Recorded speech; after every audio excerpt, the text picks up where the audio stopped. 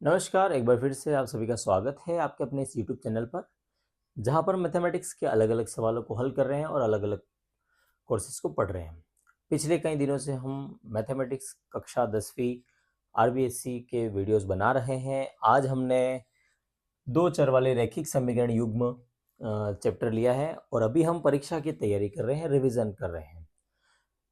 तो अभी आपके एग्ज़ाम होना बाकी है, 24 फरवरी को आपका एग्ज़ाम है। तो आपके पास थोड़े दिन और हैं, तो आप थोड़ी-थोड़ी प्रैक्टिस करते रहें। जो भी वीडियोज़ अब मैंने पहले बनाए हैं उनको देखें, उसका उस वीडियो से पढ़ें और क्वेश्चन को सॉल्व करें और रिवीजन करते रहें। अभी जब हम आज जो हम बात करने वाले हैं, दो चरों वाले रैखिक समीकरण युग्म, इसमें हम कोई भी जो दो चर वाले रैखिक समीकरण दे रखे हैं उनको हम 3 प्रकार से सॉल्व करते हैं। एक हम ग्राफीय विधि से सॉल्व करते हैं, एक विलोपन विधि से सॉल्व करते हैं और एक प्रतिस्थापन विधि से सॉल्व करते हैं। ठीक है, तो अब तीनों विधियों के बारे में हम बात करेंगे। अभी हम सबसे पहले ग्राफीय विधि से सॉल्व कैसे करते हैं उसकी चर्चा करेंगे, उसकी बात करेंगे, उसके सवाल भी लेंगे। 4 नंबर का ये चैप्टर है, इसमें एक प्रश्न बहुविकल्पनात्मक होगा, एक अतिलघुत्रात्मक होगा और साथ ही साथ 2 नंबर का एक लघुत्रात्मक प्रश्न होगा।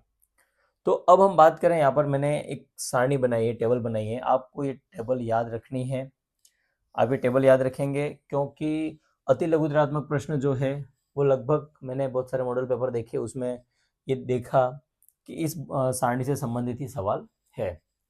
तो अभी जैसे ये ग्राफीय विधि में ये सारणी काम आएगी और हमसे ये पूछा जाएगा कि कोई सवाल हमको दे रखा है, क्या वह संगत है, असंगत है। तो इसके बारे में हम बात करते हैं। जैसे हम एक दो चर वाले रैखिक समीकरण का एक सामान्य रूप बनाते हैं, तो वो है A X plus B Y plus C बराबर 0। ये एक सामान्य रूप है।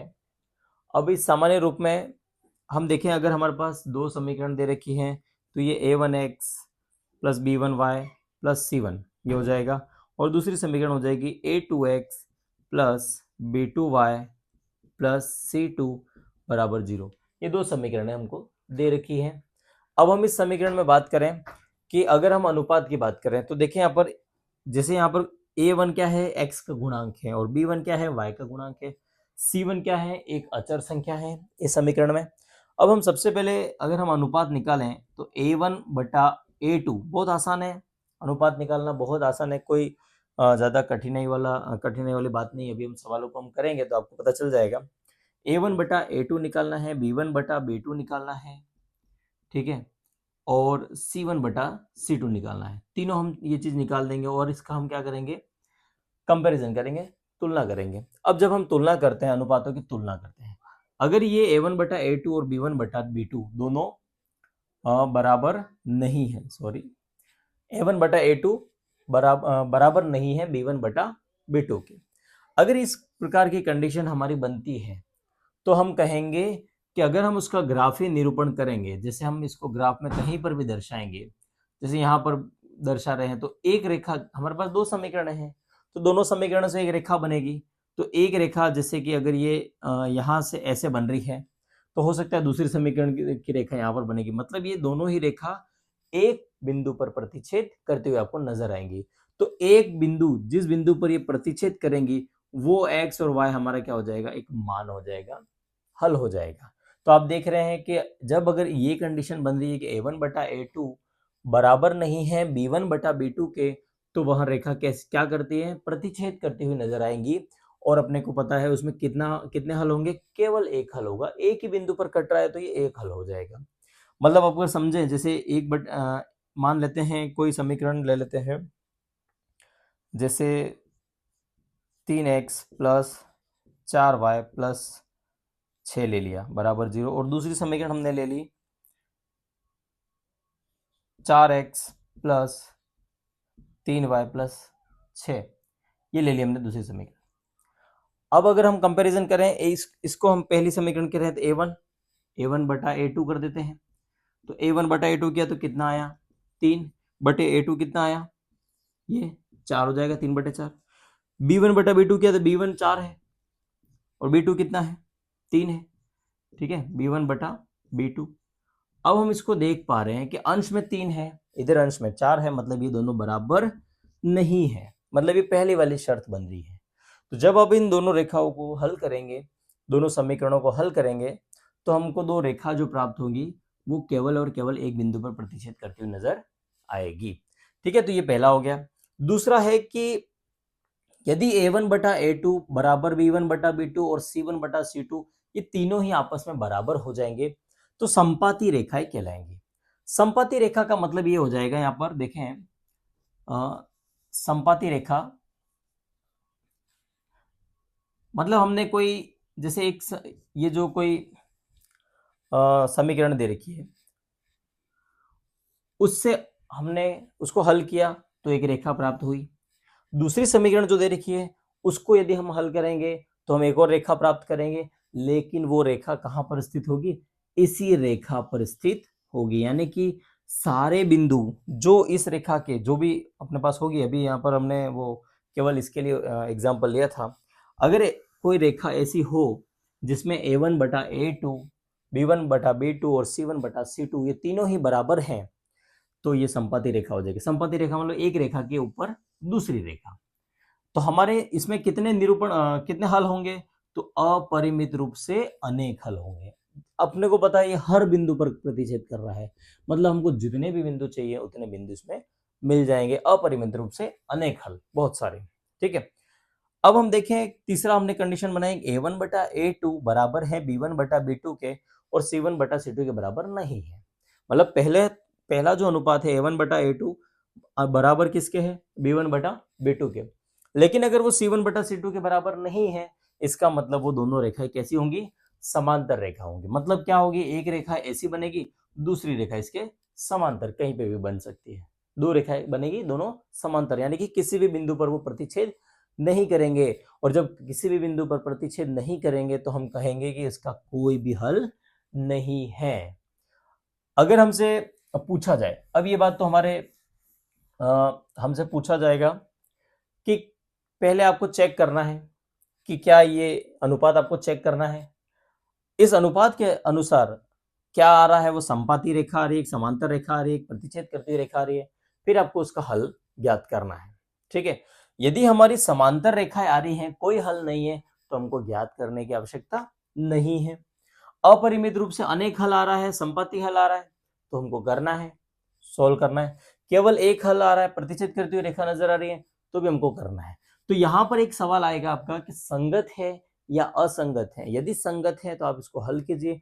तो संगत और असंगत अगर पहचानना है तो उसके लिए भी आपको इसी सारणी का उपयोग करना पड़ेगा। जिसमें हल हमको मिल रहे हैं वो हमारा क्या हो जाएगा? संगत। जिसमें हल हमको मिल रहे हैं वो संगत हो जाएगा, और जिसमें कोई हल नहीं मिला हमारा उसको हम कहेंगे कि यह क्या है? असंगत है। ठीक है, तो इस प्रकार से ये सारणी है, बहुत सिंपल सी है, इसको आप नोट कर लें और अच्छे से समझ लें।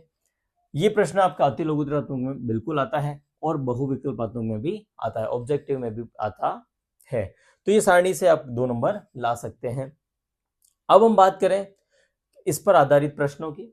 तो देखें यहाँ पर हमने जो सवाल लिए हैं इसकी बात हम करते हैं।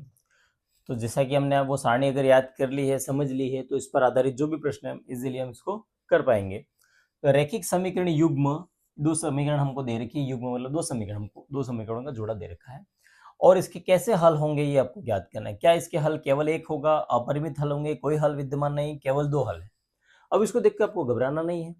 आपने जो सारणी तैयार की थी उस हिसाब से आप इसको देख लेंगे। देखो पहले इसको मैं लिखूं 9x प्लस 3y प्लस 12 बराबर 0। अब इसके ठीक नीचे मैं लिख देता हूं a1x plus b1y plus c1 बराबर 0। देखो इससे क्या होगा कि आपको इजीली a1 b1 c1 ढूंढने में आसानी रहेगी।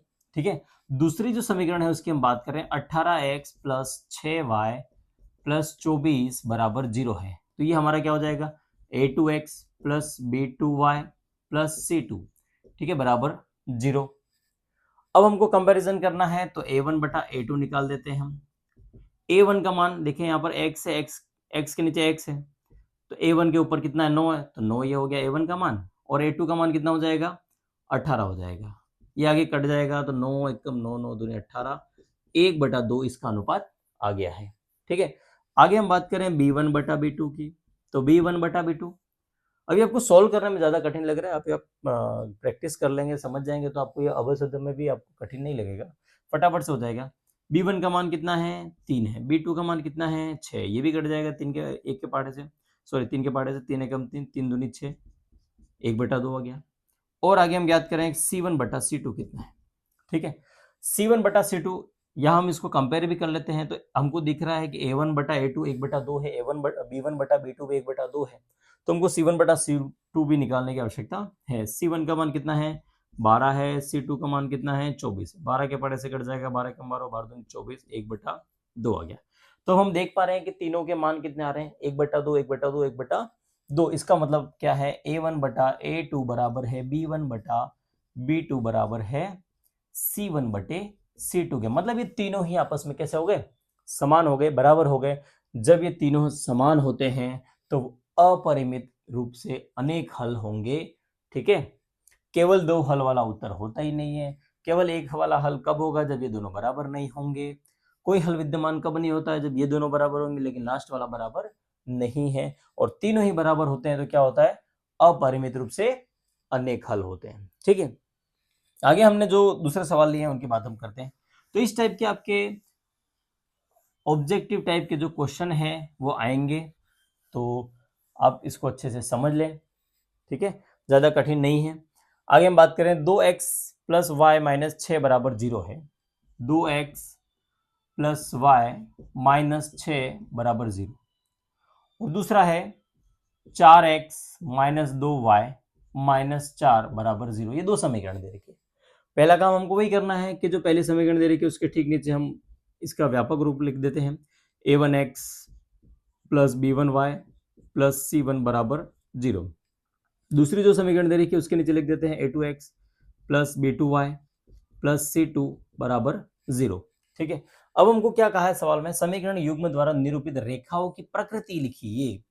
रेखाओं की प्रकृति अपने को लिखनी है कि कैसी है वो, प्रतिच्छेद करेगी, संपाती है कि समांतर है या प्रतिच्छेद करेगी, ये हमको प्रकृति बतानी है रेखाओं की। तो देखिए यहाँ पर कंपेयर करने करेंगे फिर से a1 बटा a2, a1 का मान कितना है 2, a2 का मान कितना है 4, ये कट जाएगा, 2 एकम 2 2 दूनी 4, 1/2 आ गया। आगे हम कंपेयर करते हैं b1 बटा b2 का, b1 का मान कितना है, देखो यहाँ पर y है लेकिन यहाँ पर कोई संख्या नहीं लिखी है, इसका मतलब कितना लिखा हुआ है 1 लिखा हुआ है, तो b1 का मान कितना है 1 है। b2 का मान देखें यहाँ पर कितना है, y लिखा है और यहाँ पर कितना लिखा है -2 है, तो हम लिख देंगे -2। तो पहले दो में ही हमको पता चल रहा है कि ये दोनों समान नहीं है। ठीक है, मतलब a1 बटा a2 बराबर नहीं है b1 बटा b2 के। दोनों अनुपातों को हमने कंपेयर कर दिया, दोनों बराबर नहीं है। बराबर नहीं है तो हमको c1 बटा c2 ट्राई करने की आवश्यकता ही नहीं है। पहले में ही उत्तर निकल गया भाई, ये दोनों बराबर नहीं है, इसका मतलब ये केवल एक बिंदु पर, केवल एक बिंदु पर प्रतिच्छेद करेगी, प्रतिच्छेद करेगी। ठीक है, केवल एक बिंदु पर प्रतिच्छेद करेगी ये रेखा है, तो ये प्रतिच्छेदी रेखा हुई। ठीक है, तो ये हमारी इसकी प्रकृति क्या हो गई, प्रतिच्छेदी रेखा। तो ये कैसा क्या हो गया, प्रतिच्छेदी रेखा। तो सिंपल सा इतना सा सॉल्यूशन है 1 नंबर का, ये आपके अति लघुत्तरात्मक में है। क्वेश्चन को चेंज कर दिया जाएगा, जैसे ये क्वेश्चन है वही यही क्वेश्चन है, ऑप्शन आपको दे दिए जाएंगे कि प्रतिच्छेद रेखा है कि समांतर रेखा है कि संपाती रेखा है, तो फिर आपको इसमें पता लगा देना है और इसका अपन आंसर निकाल देंगे। जैसे यहाँ पर अपरिमित हल दे रखा था, तो ये क्या हो जाता है ऑप्शन में, इसको हम क्या बोलते हैं संपाती रेखा। ठीक है, कोई हल विद्यमान नहीं है तो क्या बोलेंगे हम समांतर रेखा, केवल एक हल है तो इसको क्या बोलेंगे प्रतिच्छेदी रेखा। इस टाइप से ये क्वेश्चन हो जाएगा। ठीक है, आगे जो हमने तीसरा क्वेश्चन लिया है उसकी हम बात करते हैं। तो ये सारा सारणी पर आधारित है, उस सारणी को हम अच्छे से समझ लें और उसको याद कर लेंगे तो आपको बहुत ही आसान तरीके से ये समझ में आ जाएगा। दो चर वाले रैखिक समीकरण का जो पार्ट है वो 4 नंबर का है।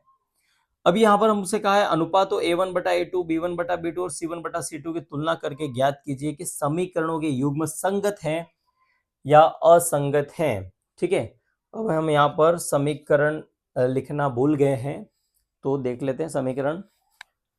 समीकरण है 3x प्लस 2y बराबर 5 है और 2x माइनस 3y बराबर 7 है। ठीक है, ये हमारे पास दो समीकरण दे रखी है। अब हमको ये पता लगाना है कि ये हल संगत है या असंगत है। तो आपके लिए फिर सोच में पड़ जाओगे कि संगत और असंगत क्या होता है। तो संगत और असंगत के लिए भी आपको वही कंपैरिजन करना है जो इसमें अभी अपन ने इन दो सवालों में किया। संगत वो होंगे जिनके हल है, हो सकता है हल है तो संगत है, हल ही नहीं है तो वो क्या हो जाएगा, असंगत हो जाएगा। तो देखें हम इसको इधर ले आते हैं तो ये हो जाएगा 3x प्लस 2y माइनस 5। तो इसको हम कहते हैं a1x plus b1y plus c1 बराबर 0। दूसरी जो समीकरण है इसको भी हम इधर 7 को इधर ले आते हैं, 2x माइनस 3y माइनस 7 बराबर 0। a2x plus b2y plus c2 बराबर 0। कंपेयर कर देते हैं फटाफट से, a1 बटा a2, a1 बटा a2, a कितना, a1 कितना 3, a2 कितना 2, तो कितना हो गया 3 बटा 2। b1 बटा b2 कर देते हैं, b1 कितना है 2 बटे b2 कितना है माइनस का 3। स्पष्ट हमें नजर आ रहा है कि a1 बटा a2 बराबर a1 बटा a2 बराबर नहीं है b1 बटे b2 के। a1 बटा a2 बराबर नहीं है b1 बटे b2 के, इसका मतलब ये क्या हो जाएगा, प्रतिच्छेदी रेखा हो जाएगी, प्रतिच्छेदी। और प्रतिच्छेदी मतलब कितने हल, केवल एक हल, केवल एक हल। और जब एक हल हो रहा है, हल मिल रहा है, इसका मतलब यह कैसा हो जाएगा, संगत हो जाएगा। कैसा हो जाएगा, यह युग्म संगत हो जाएगा। ठीक है, आगे की वीडियो में हम बात करेंगे विलोपन विधि से संबंधित सवाल और प्रतिस्थापन विधि से संबंधित सवालों की बात करेंगे। धन्यवाद।